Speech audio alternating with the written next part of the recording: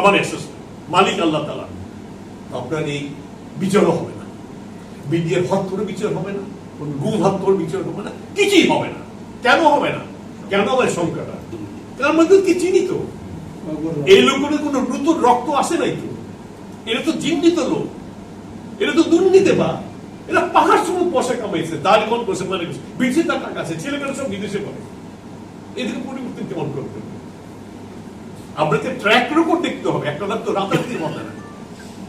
আমার শাশুড়ি একবার খুব পার্টি বলছেন, বাবা রে, কুকুরলে যতই টলারেন্স হয় না, একটা লোককে পরিচয় তার রেকর্ড করতে রাতের দিকে বন্ধ হয় না, পরে হয়তো আল্লাহ তাআলা ছেড়ে দেবে। কিন্তু সুতরাং সেই জন্য আমি মনে করি যে আমাদের পরিবর্তনের জন্য ডাক দেওয়া উচিত।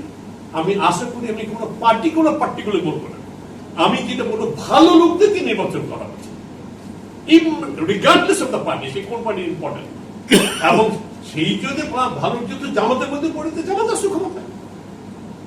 আপনার দেখতে হবে সবাইকে কোন লোকটা দুর্নীতিবাজ না, তার 50 বছর রেকর্ড দেখেন, তার 40 বছর রেকর্ড দেখেন, কে কথা দিয়ে কথা রাখছে, কে আল্লাহ ভক্ত, কে আল্লাহ রসুলের বিপক্ষে যায় না, মানুষের জন্য কল্যাণে নিবেদিত করেন, তাদের কিন্তু ভোট দেওয়া উচিত। আমি সত্যি এটা বলি, আমি ধানি শীত দিয়ে দাড়িপাল্লা দিয়ে অমুক দিয়ে দেখবো না। আমি মানুষের জন্য, এলাকার মানুষ হচ্ছে আমার প্রতিনিধি, আমি তাকে ভোট দেবো, সে ভালো মানুষ না খারাপ, সেইভাবে দেওয়া উচিত। আমি বিশ্বাস করি, খালি যেমন পরিচয় হয় না, তার সম্বন্ধে শুনেছি কামরুলের কাছ থেকে, ওর কাছে একটা ভালো লোক, উনি আল্লাহ ভক্ত লোক। এবং আরেকটা জিনিস বিশ্বাস করি, অন্তর থেকে আল্লাহর ভয়ে কেউ যদি আপনার আল্লাহকে বিশ্বাস করে নামাজ কালাম করে, মানুষ দেখানোর জন্য না। আপনি জানেন আল্লাহ তাআলা কোরআন শরীফে বলেছে, সূরা মাউনূতে বলেছে যে দেখছো তোমরা সেটা কত উদাসীন মানুষকে দেখানোতে নামাজ পড়ে। যে আল্লাহর ভয় যে নামাজ পড়ে, আল্লাহর পথে থাকে, সে কোন খারাপ কাজ করতে পারে? ইম্পসিবল। যে কোরআনটা পড়ে, কোরআনটা মানে বুঝে, সে কখনো বিপদে দিতে পারে না। এই যে বিদেশের লোক দেখেন, হাজার লোক যেন মুসলমান হইতেছে, কেন? এটা আপনার আমার কথা না তো। তারা যখন কোরআনটা পড়ে বুঝে, হ্যাঁ কি করছি আমরা এতদিন। আমি জানি বিদেশ বান্ধবীতে যাওয়া আসা করি, 40 বছর খ্রিস্টান ধর্ম প্রচার করছে, তারপর মুসলমান হয়ে গেছে। কেন? শিক্ষিত লোক, তারা সেখানে লোক না তো। হ্যাঁ কি করছে এতদিন? আমি এক লোককে বলি, শেষ করে দিই, আমি একটা লোককে বলি, সে গান গাইত, সে নাস্তিক ছিল, সে মুসলমান হইল। আমি একটা মসজিদে নামাজ পড়তে যেতাম, আমেরিকা একটা জায়গাতে, সে প্রথম ডোনেশন দিল মসজিদের জন্য। সেই লোকটা গায়েব ছেড়েছে, তুমি জানো কি স্টিভেন্স, তো সে হয়তো নাম করা পপ গাইছে। সে একবার মৃত্যু শ্রদ্ধা পূরিত হয়ে গেল, ডাক্তার তাকে দিয়ে দিল তোমার কয়েকদিন মতো সময় আছে। তো সে বলতেছে, আমি একটু শুয়ে সে বলতেছি, এই তুমি কে, তোমাকে কেউ আল্লাহ বলে, কেউ এই বলে, সে বলে, সে বলে, জানি না তুমি কে আছো, তুমি সব মালিক নাকি? তো তুমি নাকি মৃতকে জীবন্ত করতে পারো, জীবন্ত মৃত করতে পারো, শুনছি এটা। তো আমাকে জীবন্ত করে দাও না কেন? আমাকে হায়াত দাও না কেন? তোমার কথা দিলাম, তুমি আমাকে হায়াত দাও, তা আমি তোমার পক্ষে ফিরত। 7 দিনের মধ্যে কিউর হয়ে গেল। ডাক্তার বুঝতে মানে কেমন করে সে ভালো হয়ে।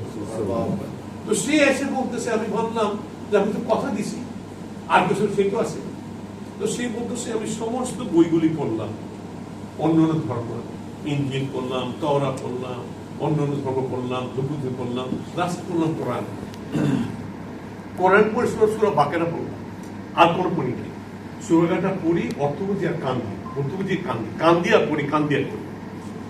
কান থেকে তো বুঝে যখন বুঝলাম, তখন আল্লাহকে বললাম, এখনো বলি, আল্লাহ তুমি আমাকে নিয়ামত থেকে এতদিন যেন বঞ্চিত করলা, সুবহানাল্লাহ। তুমি যদি আমাকে বানাইবাই পথে আনবা, এতদিন আমাকে দূরে রাখলে কেন? এখন আল্লাহ কেন আমাকে বিরক্ত করলে?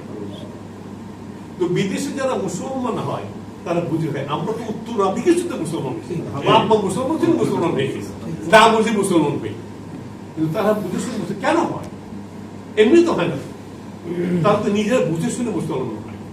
তো সেই জিনিসটা আমাদের মনে রাখতে, যেটা আমি বলতেছিলাম, যে আমরা মানুষকে দেখে বুঝে তাকে ভোট দিব। আর কতবার পিছনে যাবো আমরা, আর কত রক্ত দিতে হবে, আর কত মানুষ মারা যাবে। এই যে আপনার সেনাবাহিনীর লোক চিন্তা করেন, কত লোক হারিয়েছি আমরা গত 53 বছরের মধ্যে। এক বছর তো 57 জন অফিসার তৈরি গেল, অন্য রাজ্য লোক তৈরি 74 জন মারা গেল, কত অফিসার মারা গেছে, কত সৈনিক মারা গেছে। তো আর কত রক্ত দিতে, মানুষ রক্ত দেবে কত? মরে তো হয়তো 7 লোকের বেশি। এবার অফিস একদম মেরে ফেললো, কারণ ভারত এদিকে মৃত্যু করে ঘটেছে। সবসময় তো গরিব নিচু লোকরা মারা যায়, নেতারা কোনদিন মরে না, নেতার সামনে আসলে ঘুরে ফেস করে না। তো এই জন্য আমাদের অমুক লোককে আমাদের নির্বাচিত করছে, এই লোকটা আমাদের পিছনের আবর্জনাগুলি দূর করে দেয়, জাতিকে সামনের দিকে নিয়ে যাবে। কি উদ্দেশ্য নিয়ে? ইসলামটা প্রতিষ্ঠিত করবে, 93% মুসলমানের দেশ, দুর্নীতি মুক্ত করবে, দেশকে উন্নতির লক্ষ্যে দিবে, আর কোন দাসত্বকারী করবে না কোন দেশে, বিশেষ করে প্রতিবেশী আধিপত্যবিদ। আমরা আধিপত্য থেকে বিরুদ্ধে অভিযান চালাবো। এই কথাটা যে করতে হবে, যে কাজ করতে হবে, ডাজেন্ট ম্যাটার সে ক্ষমতা থাকলো এমনি থাকলো, it is a material. High court রিজিকের মালিক তো আল্লাহ তাআলা ভাই। আমি সত্য কাজটা তো বলতে ভয় করে পিছনে যাবে কেন? আমি যে মুসলমান বিশ্বাসই করি আল্লাহ সবকিছু মালিক, তাহলে আমি সত্যটা বলতে পিছনে যাবো কেন? আমার সবকিছু আল্লাহ তার নির্ধারণ করে রাখছে। তো আমি বিশ্বাস করি, অনেক কথা বললাম, বলতে গেলে অনেক বলে ফেলি। খালিদ সাহেবের জন্য দোয়া রইল আমার, ইনশাআল্লাহ আপনার সবাই জন্য চেষ্টা করবেন, এবং সব জায়গায় শুধু আপনাদের রেখে না, সব মানুষকে দেশের শ্রেষ্ঠ প্রেমিকের জন্য ভোট করবেন। অনেক ধন্যবাদ। আসসালাম।